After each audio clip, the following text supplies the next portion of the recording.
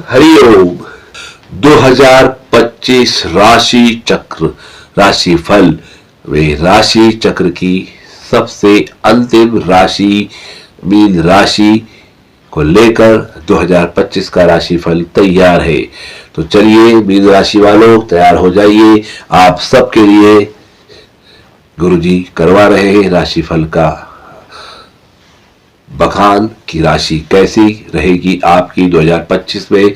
शुरुआत कैसी होगी, पूर्वार्ध कैसा होगा, उत्तरार्ध कैसा होगा, सभी बातों का सिलसिलेवार ब्यौरा आपकी राशि के लिए यह है। जी हाँ मित्रों, 12वीं राशि मीन राशि विप्र वर्ण और जल तत्व की राशि, वात और कफ प्रधान गुरुदेव बृहस्पति की राशि, उनकी प्रिय राशि जलीय तत्व जल तत्व की राशि है।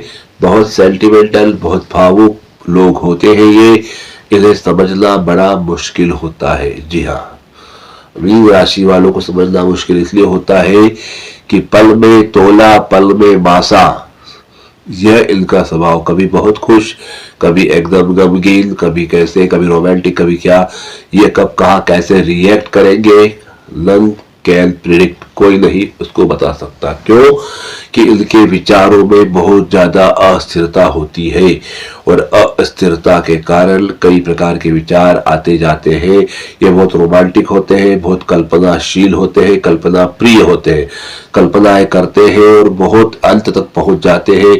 कई बार इनका यही मुंगेरी लाल के हसीन ख्वाब देखना या हवाई किले बनाना इनके लिए घातक भी हो जाता है। जी हाँ, बहुत जल कैसा होता है, अस्थिर, जरा सा भी कोई कंकर फेंका कि लहर उठती है और लहर दूर तक जाकर के जल में वापस समाहित होती है। कुछ चीज पढ़ते हैं, कुछ चीज देखते हैं, सुनने में आती है तो उसमें इनके विचार आ जाते हैं और विचार दूर तक जाते हैं और काफी देर तो विचार चलते रहते हैं। इस प्रकार से इनका जो स्वभाव ओवर थिंकिंग का हो जाता है, चित्त में विचारों का भीड़ और इसलिए अस्थिरता। एक बात, एक विषय पे कई विचार, करे ना करे, कर ले नहीं करे, कर लेते हैं। तो इस प्रकार की जो स्थिति जो उहापोह होती है वो इनके साथ अक्सर देखने में आती है। इसी के कारण इनको प्रिडिक्ट करना बहुत मुश्किल हो जाता है। इनकी सोच का ऊंट किस करवट बैठेगा, ये क्या सोचेंगे, क्या बोलेंगे, क्या करेंगे, कोई नहीं जानता। ऐसे में इनको राजा कहा जाता है। राजा या बादशाह जो होते हैं, बड़े बड़े लोग होते हैं, उनका कोई भरोसा नहीं, इनको कौन सी चीज बुरी लग जाए, कौन सी चीज अच्छी लग जाए, कौन सी चीज को कैसे रिएक्ट करेंगे, नन कैन प्रेडिक्ट, कोई नहीं बोल सकता। और इसी के चलते कई बार अच्छे काम भी हो जाते हैं, कई बार किसी को अगर वो उनका दिल आ जाता है, मन आ जाता है तो मोतियों का हार निकाल के गिफ्ट कर देते हैं, बड़े से बड़े बेशकीमती तोहफे दे देते हैं, सहज जागीर मार देते हैं। और अगर कहीं रूठ गए, कहीं कूड़ा लगा तो सीधे सर को भी छाट देते हैं, सर कलम कर देते हैं कि साहब कोड़े लगाओ, फांसी चढ़ा दो। तो राजा का क्या भरोसा, इसलिए लोग डरते हैं कि वहां खुश हो गए तो राजपाट में दे दे और नाराज हो जाए तो सब कुछ छीन ले, इसलिए इनका कुछ कहना मुश्किल है। तो ये होती है मीन राशि वालों की बातें। यद्यपि इसमें ये स्वभाव के साथ साथ आपकी परिस्थिति, आपकी पारिवारिक माहौल, आपकी आर्थिक स्थिति, आपकी बौद्धिक स्थिति, आपकी शारीरिक सामर्थ्य, आपकी वैचारिक शक्ति, इन सब ग्रहों के भी, इन सब बातों का भी मिश्रण होता है। इसलिए मैंने कहा कि राशि में करोड़ों लोग होते हैं, सबके साथ सब चीज सूट हो जाए जरूरी नहीं, पर हाँ कुछ बातें हर एक के साथ सूट होती है, बात निश्चित है। अब आपके व्यक्तिगत ग्रह कैसे है, कुंडली में ग्रह कैसे, वास्तु कैसे, माता पिता कैसे, परिवार कैसा है, संस्कार कैसा है, कैसे आपकी परवरिश हुई, इन सब बातों से भी तो आपका जीवन बनता है। तो इन सब घटकों को ध्यान में रख के जब होता है तो स्वभाव कुछ अलग हो जाता है। कई बार मीन राशि होने के बाद में भी व्यक्ति कहीं ना कहीं थोड़ा स्थिर होता है, कोई तोल पे होता है। यद्यपि शुरुआत में भटकते हैं, धीरे धीरे वो स्थिर हो जाते हैं। जैसे नदी उछलती है, उफनती है और जब जमीन मैदानी इलाके में आती है तो वो स्थिर हो जाती है। तो उम्र के बाद ये धीरे धीरे स्थिर हो जाते हैं। और कई बार ये लोग एक से अधिक काम भी करते हैं, क्योंकि मन लगता नहीं, मन में अस्थिरता रहती है। तो jack of all trades master of none भी ऐसे लोग देखे जाते हैं कि बहुत सारी कलाओं के जानकार, बहुत सारी भाषाओं के जानकार, लेकिन कोई सा भी काम परफेक्ट या मास्टर डिग्री में नहीं या अंत तक नहीं जाके कर पाना। शुरुआत बहुत अच्छे से करते हैं, जुनून से बहुत उत्साह के साथ करते हैं, सीखते हैं और बहुत जल्दी ऊब जाते हैं। तो जैसा सीखा, जितना सीखा उसको सीखा हुआ छोड़ के आगे बढ़ जाते हैं। ये नहीं ये करेंगे, ये नहीं वो करेंगे, वो नहीं वो करेंगे। तो इस प्रकार से बार बार कर्म बदलते हुए, बार बार चीजों को बदलते हुए, विषय को बदलते हुए ये हर विषय में दखल रखते हैं। हर विषय में दखल जरूर रखते हैं, लेकिन मास्टरी नहीं होने के कारण उसमें मास्टर और परफेक्शन नहीं आ पाता है। तो दखल रखते हैं और इसीलिए इनको jack of all trade master of none कहा जाता है। तो ये स्थिति भी हो जाती है, विशेषकर जब चंद्रमा दशम भाव में बैठा हुआ हो मिथुन राशि वालों को, या मिथुन राशि दशम भाव में आती है, आपका मिथुन लग्न होता है, तो निश्चित तौर पर राशि जो चंद्रमा जो है मिथुन राशि जो है दशम भाव में आती है मिथुन से लेकर के। अगर हम सोचे तो मिथुन लग्न वाले को मिथुन राशि और होती है तो उनके साथ ये घटनाएं घटती है। यद्यपि दशम का चंद्रमा कुल दीपक कहलाता है, क्योंकि दशम का कुल खानदान का स्थान दशम और वहां चंद्रमा का बैठना दीपक का काम करना या चतुर्थ का बैठना दीपक का काम करना, तो कुल दीपक योग तो होता ही है। इस कुल को तारने वाले, कुल में अच्छे व्यक्ति के रूप में आने वाले, अच्छी आत्माएं, पितृ या कोई देवतुल्य या कोई साधु सन्यासी या कोई सिद्ध पुरुष ऐसे जो है जन्म लेते हैं मिथुन राशि के अंदर। और मिथुन लग्न जब दशम में चंद्रमा आता है तो और निश्चित तौर पे कुल का, परिवार का उद्धार करते हैं, अच्छे पुण्य कर्म करते हैं, जैसे कि इनके पितरों का भी उद्धार होता है, इनका भी होता है, इनकी आने वाली पीढ़ियां भी तर जाती है और पिछली पीढ़ियां भी तर जाती है। तो ये बहुत कुछ अच्छी बातें होती है, पर स्वभाव अस्थिर होने के कारण जल्दबाजी, शीघ्रता या कोई चीज को लेके हाय जल्दी करना, मतलब कोई चीज के अंदर पैशन नहीं रखना, अधीरता, इनके लिए बहुत नुकसानकारक होती है। तो ये जो चीजें हैं, क्योंकि बहुत जल्दी उगता जाते हैं, कोई चीज को पूरा ज्यादा समय लग रहा तो पूरा करो, छोड़ दो, आगे बढ़ो, दूसरा काम देखते हैं, जितनी जल्दी पूरा हो जाए उतना अच्छा। तो ये जो स्वभाव है इनका, व्यापार में भी, व्यवसाय में भी, घर परिवार में भी, प्रेम में भी, यहाँ तक कि परस्पर दाम्पत्य जीवन में भी ये जो है व्यवहार कहीं ना कहीं इनके लिए बहुत नुकसानकारक होता है कि आपने अपना तो सब कर लिया, अगले का कुछ सोचा ही नहीं कि वो कहाँ किस स्थिति में है, और उसके चलते कई बार चीजें विपरीत भी होने लग जाती है। तो इस प्रकार से मीन राशि वालों के साथ ये चीजें होती हैं, शीघ्रता इनके लिए बहुत घातक हो जाती है। अब ये स्वभाव मीन राशि वालों का हो चुका है, मीन राशि में ज्यादा स्वभाव को न विश्लेषण करते हुए अब आते हैं मूलधारा पे। तो मूलधारा ये है कि वर्तमान में 2025 में जो गोचर में ग्रहों की स्थिति पूर्वार्ध में जो है वो यह है कि वृषभ राशि के गुरुदेव बृहस्पति चल रहे हैं, मीन मेष वृषभ तीसरे गुरु चल रहे हैं, शनि जो है आपके कुंभ राशि में है, मतलब मीन राशि से 12वें होके चल रहे हैं, मतलब शनि की 7.5 आपको चल रही है और 7.5 का पहला ढैया चल रहा है, मतलब सिर पे है शनि, और साथ ही साथ मीन राशि में ही राहु चल रहे हैं और कन्या राशि में केतु चल रहे हैं, मतलब लग्न में ही आपके राहु और सप्तम में केतु चल रहे हैं। तो ये ग्रहों की स्थिति 2025 के पूर्वार्ध में है। तो सबसे पहली बात तो शनि की 7.5 शुरू हो चुकी है, पिछले 2 साल से शुरू हो चुकी है, 2.5 साल पूरे होने को है। शनि राशि बदल करके दूसरी राशि में जाएंगे तो ढैया खत्म हो जाएगा, पहला, दूसरा शुरू हो जाएगा। जैसा कि मैंने बताया कि कभी भी शनि अकस्मात फल नहीं देते, धीरे धीरे माहौल बनाते हैं, आपसे कर्म करते हैं, ऐसे अवसर देते हैं और फिर उसका परिणाम उस राशि के अंतिम चरण में, आखिरी के 6 महीने, 4 महीने, 3 महीने, 2 महीने, 1 महीने में देते हैं।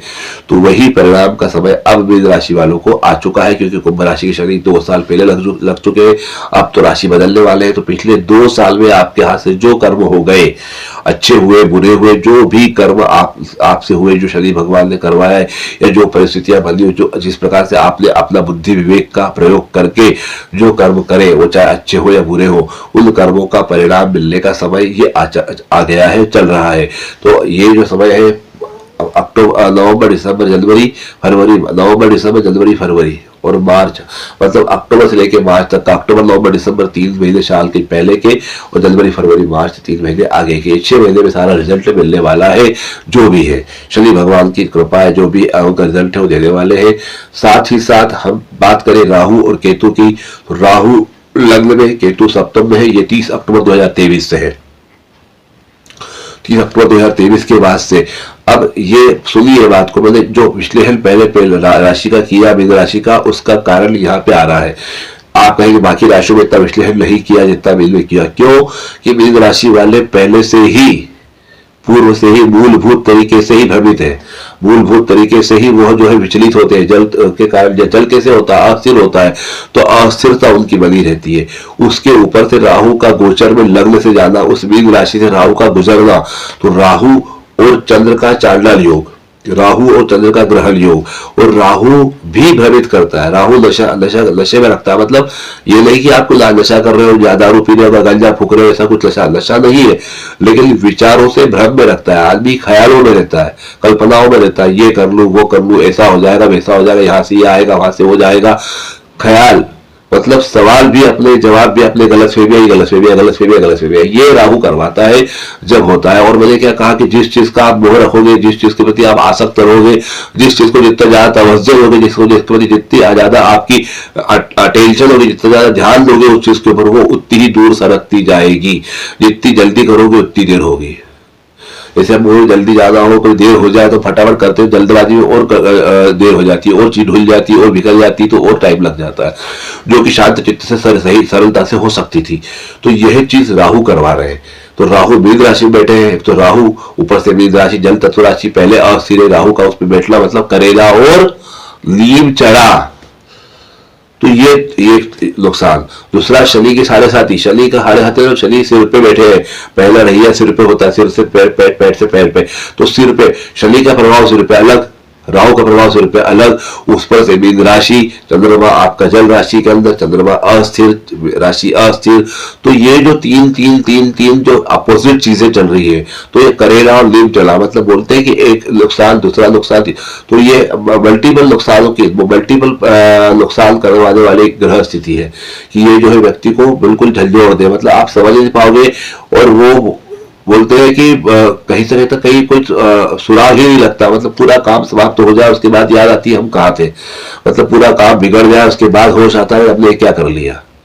तो ये स्थिति है, मतलब इतनी बेहोशी, इतनी बदहोशी, इतने ख्यालों में रहते हैं, जानते बुझते मतलब घुंगी में चल रहे हैं, मतलब नशे चल रहे हैं, सब हो रहा है, जा रहा है, दिख रहा है, आ रहा है, जा रहा है, पर चेतना ही नहीं है।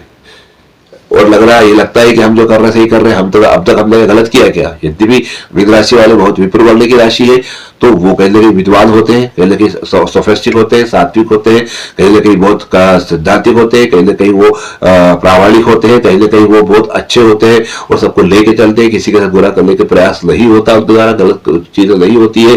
तो ऐसी स्थिति में जीवन गुजारा है, उनको लगता है हमने सबका किसी को बुरा करा ही नहीं, हमने किसी को बुरा कहाँ करा, हम तो अच्छे रहे, हम तो अच्छा कर रहे हैं, हमको इतनी अकल है, हमने बड़े बड़े काम निपटा दिए। यद्यपि सब बात सही है, बड़े बड़े काम कर चुके हैं वो, उनका एक ओहदा था, उनका एक नाम था, रुतबा था, उनको लोग पूछते थे, लोग उनकी प्रेरणा लेते थे, उनका अनुकरण करते थे। ऐसे व्यक्ति जिसका लोग अनुकरण कर रहे हो, जिसको संरक्षण बन रहा हो, जो लोगों को लेके चल रहा हो, लोगों के काम उसके कारण हो रहे हो, इतने बड़े ओहदे से इतने बड़े बड़े काम करने वाला व्यक्ति अगर ग्रहों की चपेट में आकर गलतियां करता है, तो वो स्वयं स्वाभाविक कैसे मान लेगा कि मैंने गलती करी, क्योंकि वो पहले अच्छे अच्छे काम कर चुका है, तो वो उसकी जगह सही है।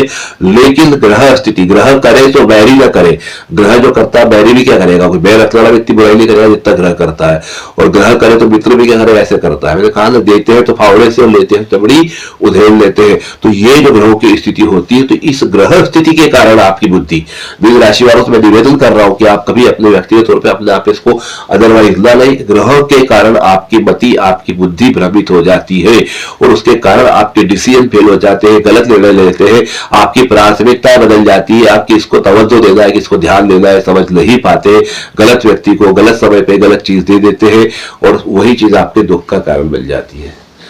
जो सही व्यक्ति है, सही जगह है, सही समय में जो आपको बुलाते हैं, वहां से आपका ध्यान भटक जाता है, वहां जा ही नहीं पाते, उसके लिए आपके विचार बदल जाते हैं, कहीं ना कहीं आप कोई किसी प्रकार से भड़कावे में आ जाते हैं, बहकावे में आ जाते हैं। तो यह स्थिति मीन राशि वालों की चल रही है, जो कि अत्यंत कष्टप्रद है और अत्यंत चिंतनीय है वर्तमान में।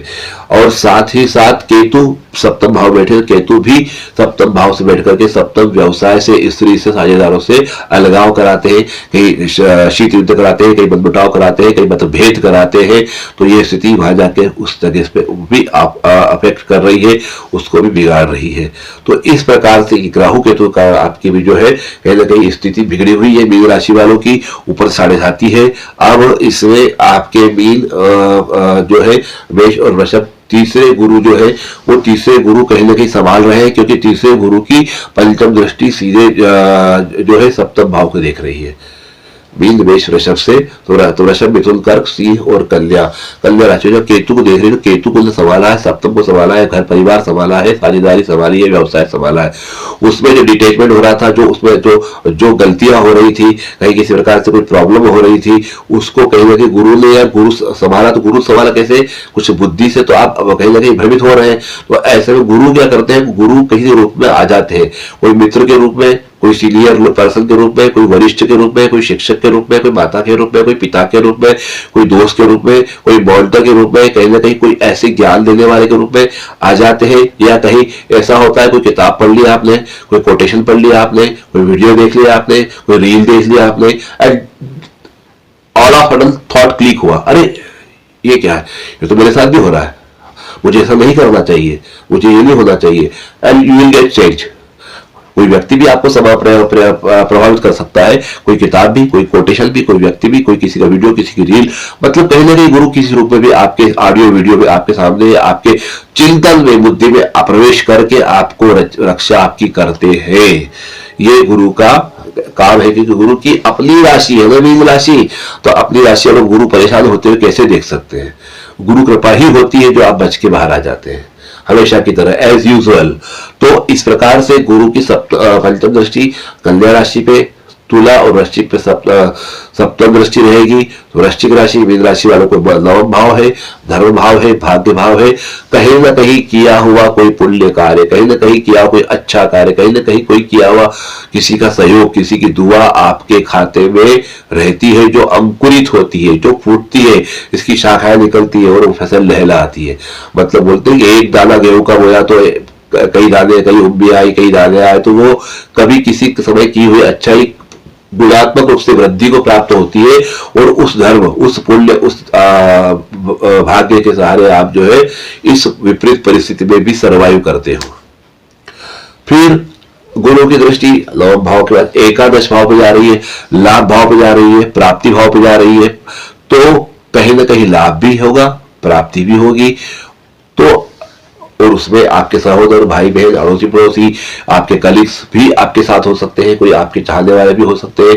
पर बात फिर वही गुरु की बात चल रही है, तो निश्चित तौर पे कोई गुरु प्रधान व्यक्ति होगा, कोई गुरु होगा, कोई ब्राह्मण होगा, कोई विप्र होगा, कहीं ना कहीं कोई अच्छे शिक्षित होंगे, कोई ना कोई जानकार होगा किसी क्षेत्र का, चाहे ज्योतिष का हो, चाहे जो डॉक्टरी का हो, चाहे इंजीनियर का हो, चाहे वकालत का हो, या कानून का हो, किसी क्षेत्र का मास्टर व्यक्ति। गुरु मतलब मास्टर, चाहे किसी क्षेत्र में हो, तो वो व्यक्ति कहीं ना कहीं आपको अनुभव देगा। कोई नेता नगरी से, कोई आपके आसपास से, कोई समाज सेवक, कोई संगठन का अध्यक्ष, कहीं ना कहीं बड़ा वरिष्ठ, कोई गणमान्य नागरिक, कहीं ना कहीं अपने औहदे पे, अपने अनुभवी व्यक्ति आपसे संपर्क में आकर के आपको बचाएंगे, झकझोरेंगे, भैया उठो, भैया उठो, भैया उठो। और आपके पीछे पड़ के हो सकता है आपको शायद कहीं उसका बुरा लगे, कहीं आपको लगे ये क्या मेरे पीछे पड़ा है, इनको क्या करना है, लेकिन कहीं ना कहीं वो गुरु है जो चाहते हैं कि आप बर्बाद ना हो, वो चाहते हैं कि आप सही राह जाए, सही चाहते हैं कि आप आबाद रहे। तो गुरु ही आपको संभालने के लिए प्रेरणा दे रहे हैं, और ये पिछले साल भर से चला आ रहा है। तो समस्त प्रकार के लाभ, इतनी विपरीत परिस्थिति के बाद भी लाभ प्राप्त आपको होते आ रहे हैं। यद्यपि लाभ में असंतोष हो सकता है, पर नैया डूबी नहीं है अभी भी। इन शॉर्ट, नैया डूबी नहीं है अभी भी कश्ती किनारे लग सकती है, अभी भी देर नहीं हुई है, अभी भी आप अपने आप को बदल सकते हैं, क्योंकि अभी भी समय शेष है। तो इस प्रकार से गुरुदेव बृहस्पति ने पिछले साल भर से इस चीज को संभाले हुए हैं। खास करके 1 मई के बाद से, 1 मई 2024 के बाद से जो गुरु की स्थिति बदली, उसके बाद से आपके जीवन में आप खुद फ्लैशबैक जाके देख सकते हैं कि मई के बाद से क्या क्या बदलाव आए। तो अब ये स्थिति पूर्वार्ध की हुई जब 29 मार्च 2025 को शनिदेव जब राशि परिवर्तन करेंगे, ढैया बदल जाएगा, सिर से शनि पैर पे आ जाएंगे, सेकंड दूसरा ढैया चालू हो जाएगा। राहु केतु की स्थिति बदल जाएगी, राहु जो लग्न से थे वो 12वें हो जाएंगे, केतु जो सप्तम में छठे हो जाएंगे। उसके साथ साथ जब गुरुदेव बृहस्पति मिथुन राशि में पहुंच जाएंगे तो मीन राशि से गुरुदेव चौथे हो जाएंगे, और शनि भगवान जो है आपके लग्न में आ जाएंगे, पहले भाव में आ जाएंगे। तो और राहु 12वें, केतु छठे हो जाएंगे। तो तो यह जो ग्रह की स्थिति होगी ये उत्तरार्ध की होगी। उसके बाद लगातार साल भर तो गुरु के समय के साथ साथ चलेंगे और बाकी सब ग्रहों के साथ, फिर उसके गुरु बदलेंगे, राहु केतु रहेंगे 18 महीने तक, उसके शनिदेव रहेंगे 2.5 साल तक। तो इस प्रकार से ये आगे का समय चलेगा। तो वो इतने आगे नहीं जाते, हम सिर्फ 2025 की राशिफल की बात कर रहे हैं। 2025 में क्या क्या संभावना है वो देख लेते हैं। क्योंकि गुरुदेव बृहस्पति को लेकर के हम बात कर रहे हैं, शनि भगवान को लेकर बात कर रहे हैं। शनि भगवान 2.5 साल तक अपनी राशि में रहते हैं, उसका परिणाम तो आखिरी 6 महीने में देंगे। पर जी हाँ, मैंने कहा प्रयत्न करवाते रहते हैं, प्लेटफॉर्म सजाते रहते हैं, तैयारी करवाते रहते हैं, योजनाएं बनवाते रहते हैं, आपके विचार आचार और आपके आसपास का माहौल बदलते रहते हैं। तो शनिदेव क्या करेंगे? मीन राशि में रह के शनिदेव गुरुदेव बृहस्पति की मीन राशि में रह के बृहस्पति के अनुसार काम करेंगे। हम जिसके घर में जाते हैं उसके कायदे से रहते हैं, उसके नियम से रहते हैं, उसको जो अच्छा लगता है वो करते हैं, चाहे हमें अच्छा लगे लगे। जो तुमको हो पसंद वही बात कहेंगे, दिन को रात को हो रात कहेंगे। तो वो जो है प्रकार यहाँ होता है, वो स्थिति होती है। तो शनि देव भी गुरु के हिसाब से काम करने वाले हैं, गुरुदेव के हिसाब से प्रामाणिक है, निश्चल है, निष्कपट है, और वो कहीं ना कहीं आपको सपोर्ट करेंगे। और आपकी तीसरी दृष्टि से कर्म क्षेत्र को देख रहे हैं, सप्तम को देख रहे हैं, 7वीं दृष्टि से, दशम से देख रहे हैं कर्म क्षेत्र को। तो इस बार कर्म पराक्रम भी आपके होंगे, कर्म भी आपके होंगे, अधीनस्थ अड़ोसी पड़ोसी भी होंगे। कहीं ना कहीं उनसे आपको सलाह मशवरा होगा, कहीं गुरु प्रधान व्यक्ति से आपका सामंजस्य बनेगा, कहीं गुरु की राशि में शनि है तो कोई ऐसे अधीनस्थ व्यक्ति, कोई ऐसे नौकर चाकर, कोई कर्मचारी, कोई मुनीम या कोई आपके नीचे काम करने वाले या कोई सरकारी महकमे में अच्छे अधिकारी जो कि गुरु प्रधान हो, जिनके विप्र वर्ण हो, ब्राह्मण वर्ग हो या पढ़े लिखे हो या गुरु जिनका अच्छा हो, उनसे आपकी राय मशवरा होगी, उनके द्वारा आप पराक्रम करेंगे या उनके बताए या आपके पराक्रम में उनका सहयोग रहेगा। शनि की तीसरी दृष्टि से अड़ोसी पड़ोसी भी, सहोदर भी, भाई बहन भी होगा और आपकी होगी। साथ ही साथ ये आपके हाथ का, लेखन का, आपके ड्राफ्टिंग का भी स्थान हो जाता है। तो यहाँ से आप जो लिखेंगे, आपकी लिखने में धार्मिकता होगी, निष्पक्षता होगी, प्रामाणिकता होगी और सत्य होगा। आप असत्य के फेवर में नहीं रहेंगे। आप दर्शन फिलॉसफी को लेके चलेंगे, उसके संबंधित कोटेशन लिखना या आप जो भी आप ड्राफ्टिंग करेंगे, जो लिखेंगे, उसमें इन सब चीजों का समावेश होगा और आपकी लेखनी आपको न्याय दिला के रहेगी या आपके लिए अच्छा कोई काम करेगी। खासकर लेखक वर्ग है या जो लिखते हैं उनके लिए विशेष तौर पे ये चीजें होंगी, और जो ड्राफ्टिंग का काम करते हैं, कानूनी काम करते हैं, उनके लिए भी ये चीज होगी कि आपकी ड्राफ्टिंग, आपका ट्रांसलेशन, आपकी लिखावट, आपके द्वारा बनाई गई चार्जशीट, आपने बनाया गया जो आप जो मजमून लिख रहे हैं वो ऐसा होगा, आप द्वारा की गई विवेचना ऐसी होगी कि जो आगे जाके कार्य सिद्ध करेगी। तो इस प्रकार से अब शनि भगवान की सप्तम दृष्टि पड़ रही है कन्या राशि पे, उनकी मित्र की राशि है। वृषभ राशि जो बुध शुक्र की, वो भी उनकी मित्र राशि है। उस राशि को, कन्या राशि को भी देख रहे हैं, तो वहां से भी वही काम होगा। सप्तम से, व्यवसाय से, साझेदार से जो है कहीं ना कहीं आपकी ट्यूनिंग बनेगी, कहीं ना कहीं कुछ पॉजिटिविटी वहां भी सामने आएगी। हालांकि शनि है तो शंका तो देते हैं, शक देते हैं, लेकिन फिर भी कहीं ना कहीं आपको उसका सपोर्ट, उनका लाभ मिलेगा। साथ ही साथ दशम दृष्टि, सबसे शुद्ध दृष्टि, दशम भाव पे, राज्य भाव पे, कर्म भाव पे गुरु की मूल त्रिकोण राशि धनु राशि में पड़ेगी।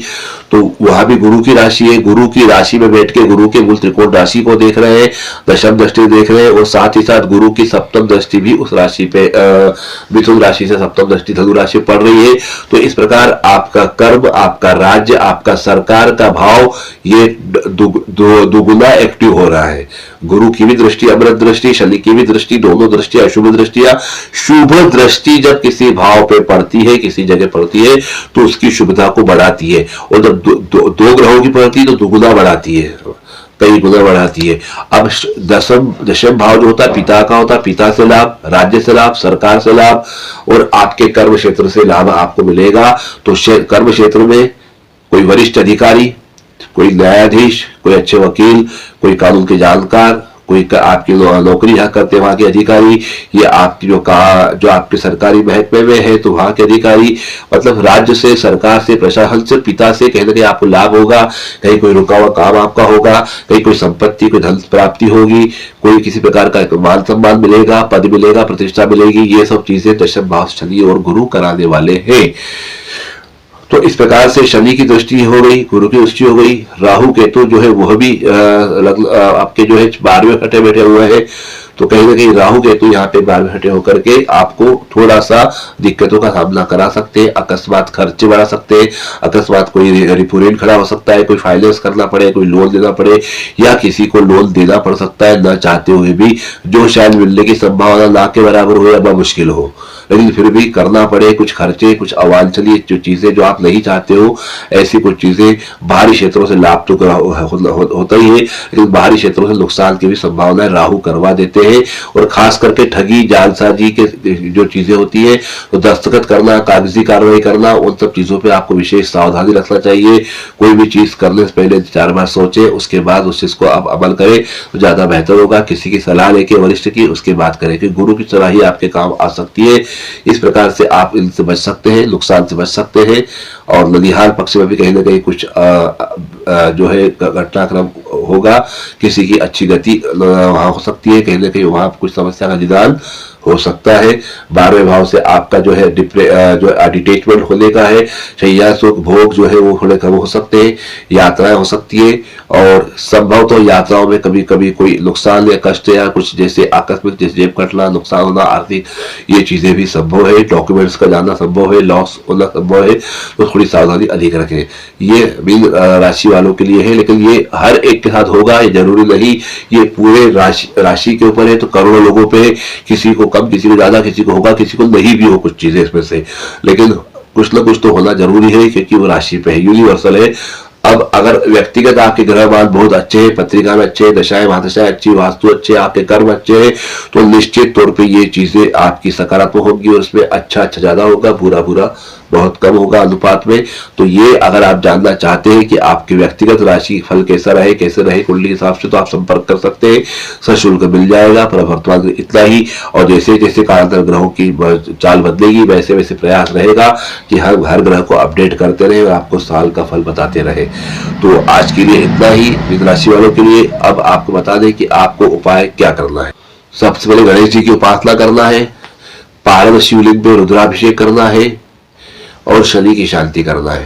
पीपल के झाड़ के नीचे आप दीपक लगा सकते हैं, हनुमान जी की सेवा कर सकते हैं, ये उपाय करना है। और 29 मार्च 2025 के बाद शनि बदल जाएंगे, रहिया खत्म होके दूसरा रहिया चालू हो जाएगा, पहला रहिया समाप्त हो जाएगा। 14 मई को गुरुदेव बृहस्पति राशि बदल के मिथुन में आ जाएंगे, और 18 मई के करीब जो है राहु केतु अपनी राशि बदल लेंगे। राहु मीन्स कुंभ में, केतु कन्या से सिंह में आएंगे, जो आपके लिए 12वें और छठे होंगे। तो इस प्रकार से राशिफल आपके लिए इतना ही।